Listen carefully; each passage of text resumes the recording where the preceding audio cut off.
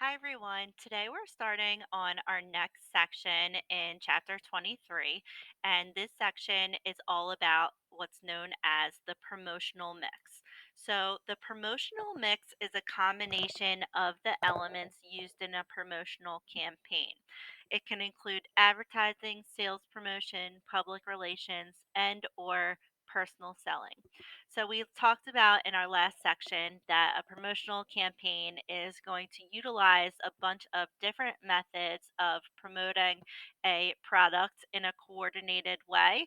Um, so today we are going to discuss the first method of communicating with our consumers and with our target markets, and that is advertising. So, advertising is any non personal communication paid for by an identified sponsor. Ads provide the features and benefits of a product, including price, description, and the wow factors, the reason why you might ultimately want to purchase that product. Effective advertising is going to be aimed toward the target market or the people most likely to buy the product. So it's really important to make sure when you're advertising a product that you're doing so utilizing a means that is geared towards your specific target market.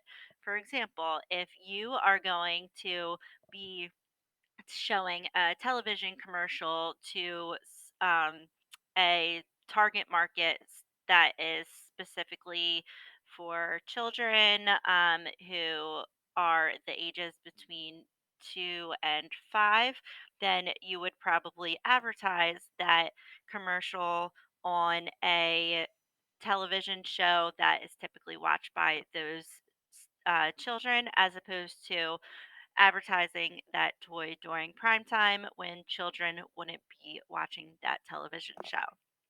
Advertising also allows for pre selling by creating interest and demand for a product before it's available for sale.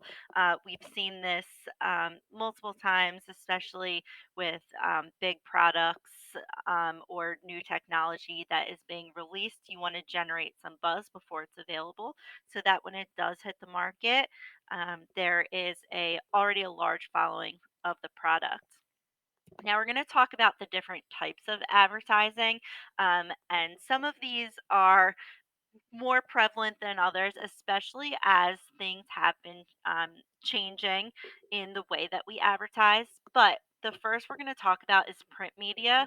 Print media is one of the most effective forms of advertising, and it includes all tangible promotional messages. The cost of how much it's going to be to advertise using print, such as newspapers or magazines, is going to depend on the number of copies distributed. That's also known as circulation. But cost can also include creation, printing, and mailing. Um, it's not free to create an ad. You might outsource the creative aspect of the ad to someone else. So you're paying that person as well as the cost of including it in a publication, or you might be mailing out that print ad, and then there would be additional costs in mailing. So, types of print media include newspapers, magazines, directories, direct mail, outdoor signage, and transit promotion. So, we're going to talk about each. The first is a newspaper. The daily or weekly newspaper is going to be printed on inexpensive paper, and it's usually discarded after reading. So, that's something to keep in mind. This is going to be an advertisement that is going to not last. It's only going to be effective for that specific day. It's bought by so many people, so they don't need to fit any specific target market. It's going to be more geographical.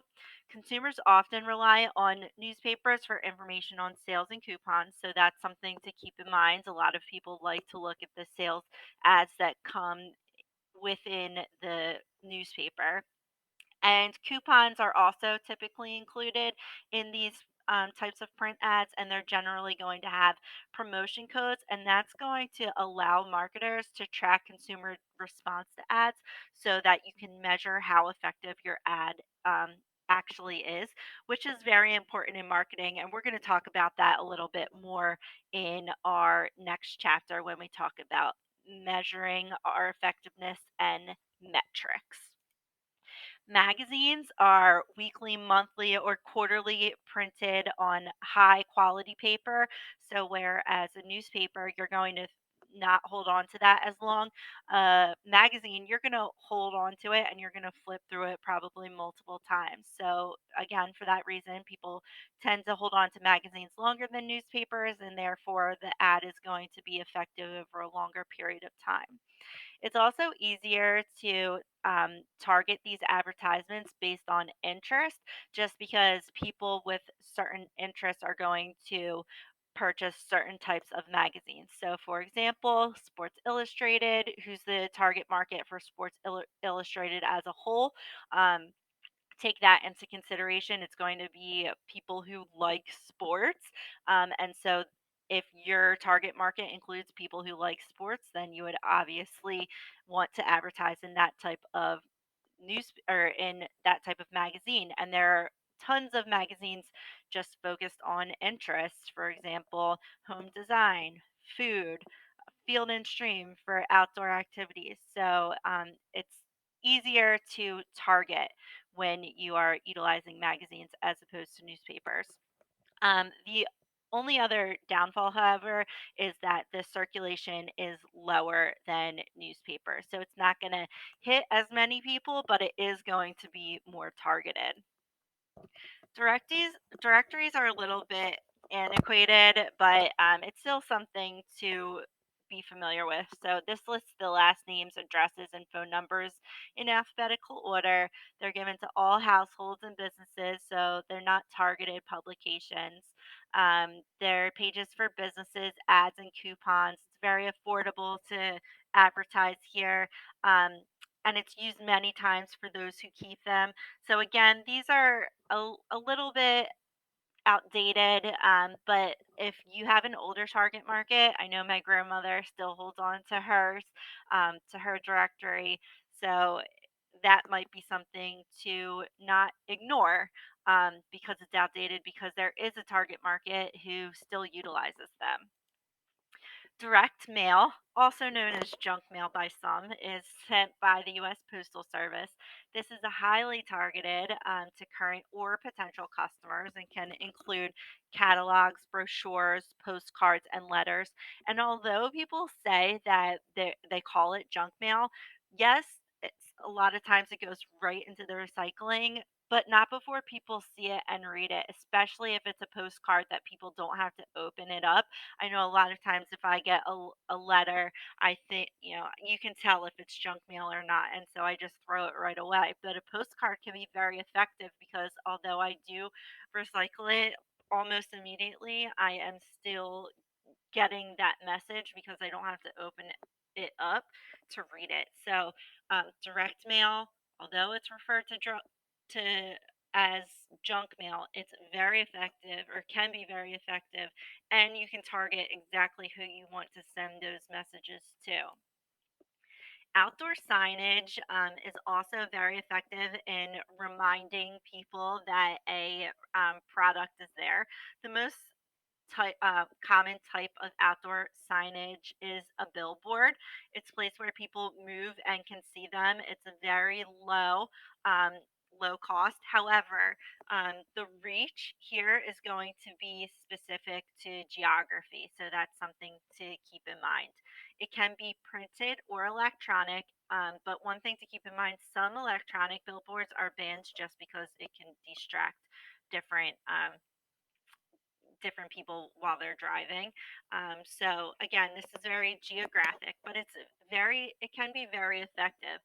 For example, I know if you take a second to think about what this ad is for, this ad is for Target. Obviously, it has a Target logo, and it's specifically for Target Pharmacy. So I know that in the spring, I have allergies, and they're telling you the pollen count 8.9, it's high, and I'm just driving, and I'm thinking, do you know what? I need to get some allergy medicine. Do you know what? I was going to go to CVS. I didn't even think though that Target also has allergy medicine. So do you know what? I have to get some milk anyway. I'm just going to go to Target, grab my um grab my allergy medicine and go get my milk. And you know what? Maybe I'll buy a shirt while I'm there too. Um, that's that's the whole thinking that's going through a consumer's head when they would see an advertisement like this. So it can be very effective. Then there's transit advertising. It's found outside of buses, taxis, and subways, commuter trains, or on company vehicles.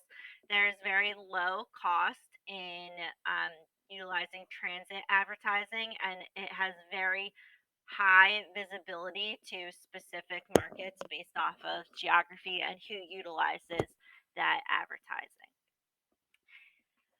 All right, now there's also broadcast media. Broadcast media is going to include television and radio. It is going to have wide customer reach.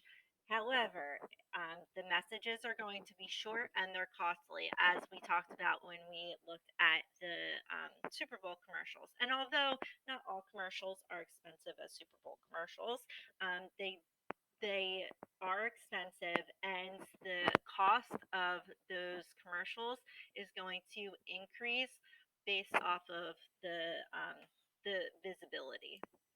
So, television commercials, like I said, is the most expensive advertising option because it reaches the most people. It can be bought locally or nationally. So, I often see local commercials for restaurants. For example, there's a restaurant a mile from my house called Dunleavy's, and they always have local television commercials. You, living in Marlton, might not see that commercial because we did live in different localities. So, local advertising is still an option for those small mom and pop shops. It can target markets by using different programming. I sort of already talked about that previously when we talked about advertising towards children and making sure that um, the products that you're advertising are geared to who is watching those shows in that time. You can actually get data on the demographics of who watches different shows and then tailor when your shows are being or when your commercials are being advertised and during what shows. It's also important to note that the shows that get the most visibility are going to be the most expensive to advertise during.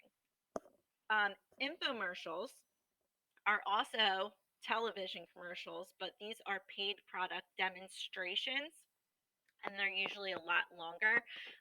They are going to be cheap because they run during low viewership. So, for example, if you fall asleep with the TV on, you wake up in the middle of the night, there's probably going to be an infomercial on. So, it's shown during a period of low viewership.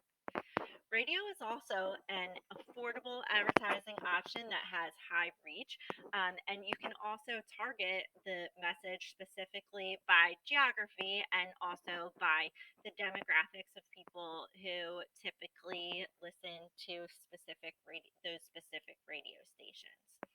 So for today, what you are going to do for your activity is you are going to do a little activity on advertising to learn a little bit more about how advertising and rates are calculated.